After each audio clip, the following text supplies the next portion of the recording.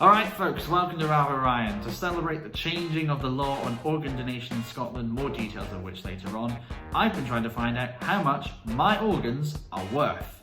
Because it's such a great time to be alive right now. Now obviously I should caveat this by saying that a lot of this detail is based on black market data as reported by numerous websites, sources of which I'll put in the description, and obviously there are laws banning the sale of organs and tissue in the UK, so please don't do it. However, I have looked at my donor card with interest and wondered how much each of the things that I've agreed to donate on it would cost if they were sold on, and a couple of other things on top of that.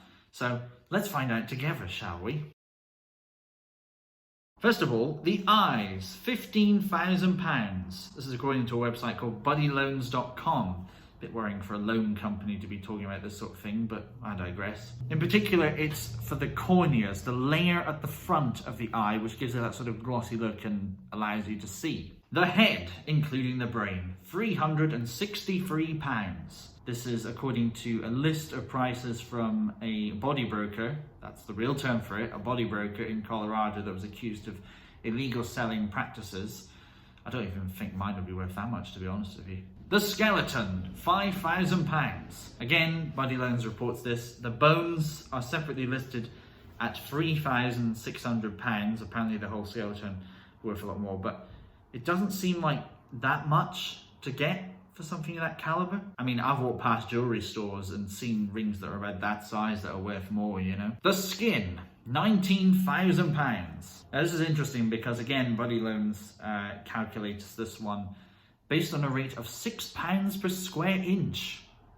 Like it's a carpet they're selling. Now, I don't know if the value of the skin is affected by your weight or your size, but I'm going to assume that, broadly speaking, the amount of skin that you have for sale will be the same regardless. Liver and kidney, £104,000 and £105,000. Now that is decent. I could definitely buy a 2-bedroom house for that, or living in Clackmannanshire, just buy the whole of Clackmannanshire.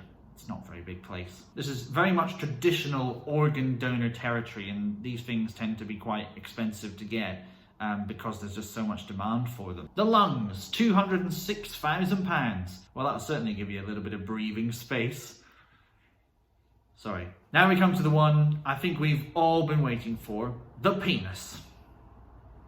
Very important one, that one. Now, this one's going to be a fairly broad range. Insert your own joke there. Now, at the low end, I've got an estimate of £1,270, which is based on the price that an Arizona body broker was caught listing an entire pelvis for. And at the top end, we've got £577,000, which is based on the amount of compensation a Romanian surgeon was ordered to pay to a man to whom he had accidentally sliced his penis. And I don't know about you guys, but I think £500,000 wouldn't even begin to make a dent in the amount of money I would need to forget about that level of pain.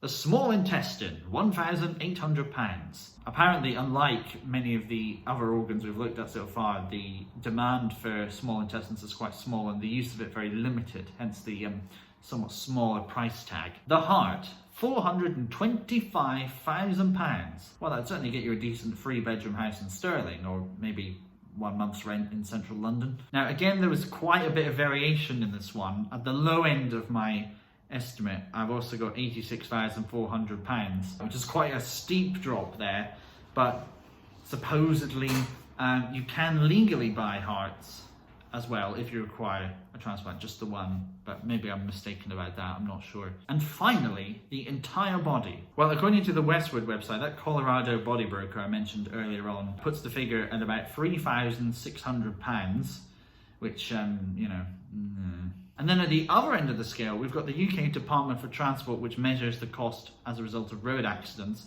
And it says the cost per casualty in the UK is, get this, £2 million. I think that's a decent price to put on somebody's life. I've just said that, haven't I?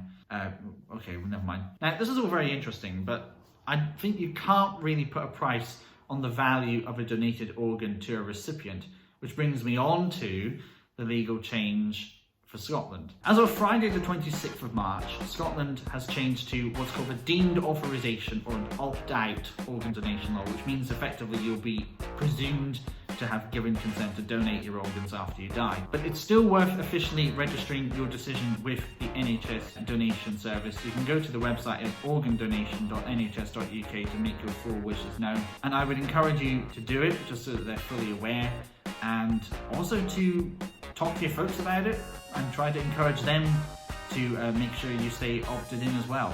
And preferably pick the option for all, because I think it could help save numerous lives. I'm also going to put some videos and other links in the description that talk about the work NHS Blood and Transport does and how it helps other people out, and I hope that gives you some useful insight on just how important this work is and how really beneficial it can be. Thank you very much for watching, and I hope you enjoy the rest of your day. Bye for now. And now for the faces for the thumbnail. Actually, I've just realised I've got another card there. It's also got my name on it in the wallet. You can tell it's been a while since I last pulled these out. But I think that's still valid too, so don't worry. You can keep those if you want as a little memento.